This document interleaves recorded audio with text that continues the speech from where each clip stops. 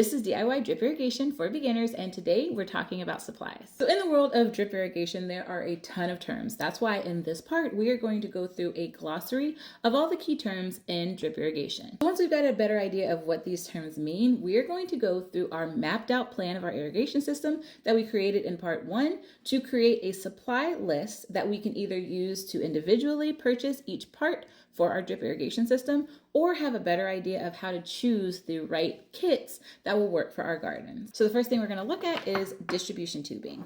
This will come in either 1/2 or 5/8 of an inch and 1/4 inch. And this tubing basically creates the highways of your irrigation system. You use the 1/2 inch to go from your water source to the different areas throughout your garden. You'll use the 1/4 inch to branch out to different containers and smaller areas in your garden. Now let's talk about connectors. Now connectors make branching your irrigation system so much easier. They come in both 1/2 inch size and 1/4 inch size, and you can find them as straights, T's, or L's. There are also connectors called goofs, and these would go at the very end of a particular system to basically stop the water from going any further. If you remember when we created our plan, I had you create the plan with very sharp angles.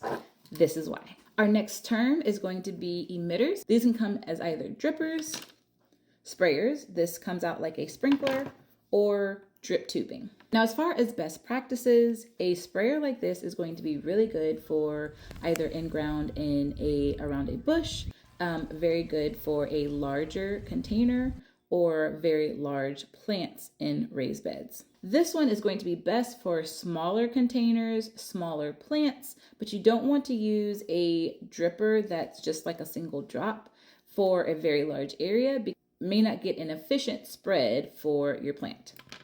Now, I really like these because, as you can see, you can cut these and create all sorts of shapes. You can also zigzag this type of tubing throughout your garden. It normally comes in rolls of 50 or 100 feet. And this has drip spots that drip over a larger area. And all you would do would be connect this into your distribution line. Now, other things that are really nice to have are things like a tube cutter and a hole punch. This cuts the specific size hole that you would need for your 1/4 inch distribution line and emitter tubing. The last things on our list of supplies are the actual water source items. They're going to include a pressure regulator, a filter, and a timer. Now, while a timer isn't necessary, it is so convenient. That's how you truly get an automated water schedule. Now, the pressure regulator is going to make sure that you don't blow any of the areas in your irrigation system.